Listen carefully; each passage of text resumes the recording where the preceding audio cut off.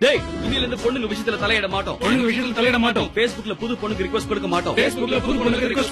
வர்ற போஸ்டுக்கு லைக் போட மாட்டோம். அப்பா அம்மா பார்த்து முடிவு பண்ற பொண்ணை தான் கல்யாணம் பண்ணிப்போம்.